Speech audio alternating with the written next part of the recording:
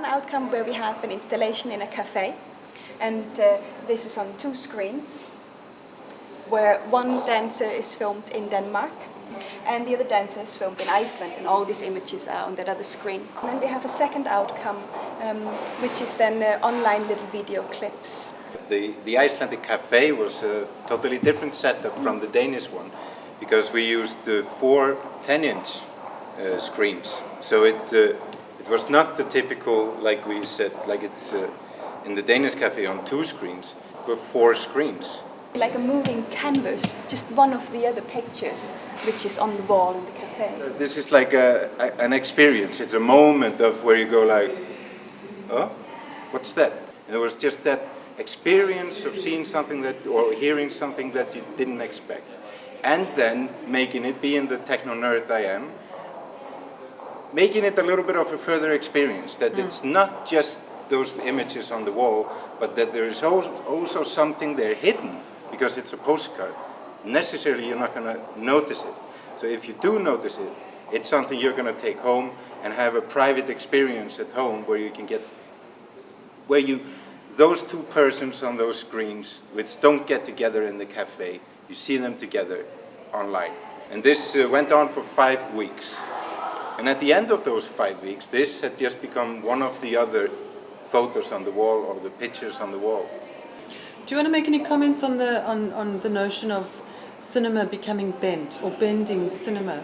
Traditionally, pictures are stills, photographs are stills, and that's what we have hanging on the wall. And we wanted to create something which is hanging on the wall, is a film, an installation, but which is moving. But it's anyway, in the speed and the way it's cut, it becomes just another picture on the wall. And we wanted to create in a different frame online, because then all of a sudden you get a small frame. We wanted to create a clip where the 2 of them who have been on separate screens actually meet together. So you could think that... Sorry, the characters meet together? The characters, yes. So on the online platform you see the characters coming together? Exactly. Okay, so my thinking then is that it has then got an emotional impact on the viewer.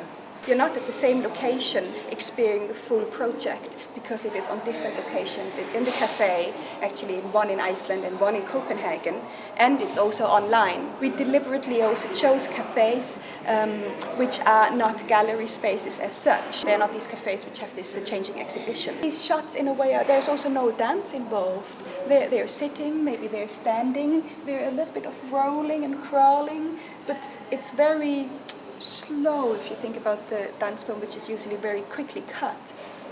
And in the cafe we didn't want to create something which is going to disturb, and where I'm going to be distracted from my actual thing of wanting to have my cup of coffee.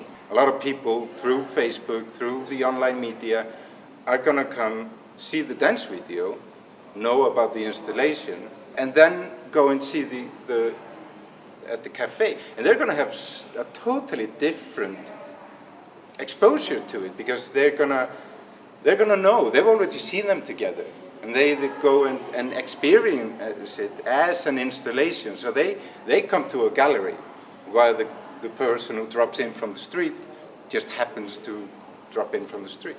And I think that the experience for the different viewers is going to be, because of the different locations, one really real in the cafe and something online.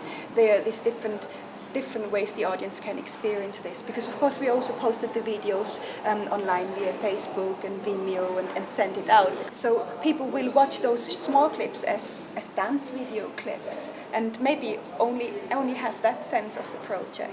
It has different layers. This would not have worked the other way around, I think. We would not have been able to put fast-moving, short clips running in a loop in a cafe. That would have just disturbed people. And on the other hand, we would not be able to have 1.5 hour installation piece online, because nobody would. It's not meant to be that way. Already by putting it into a cafe in a public space, and adjusting the terms of editing because of and time to that site, I think that's already bending it in the first outcome of the installation, because the editing, it's so long, shots is 4 to 5 minutes. That second layer online, brings up a different location, which is the internet location.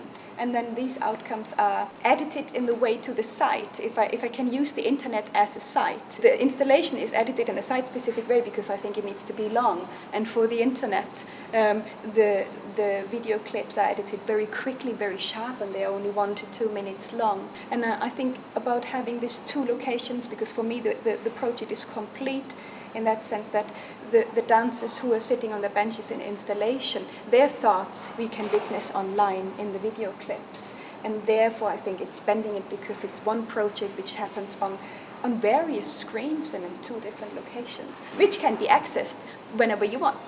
And in 2007 it sounded very hip and cool to have it on mobile phones. The thing is, since 2007, that's just a worthless concept now, because on my little telephone, it's nothing special. I can access YouTube. It's just adjusted in every possible way. So it is very bendable cinema. Yes, absolutely, and I think that's just it needs to be, and that's the whole experience of this installation. I think it is bendable.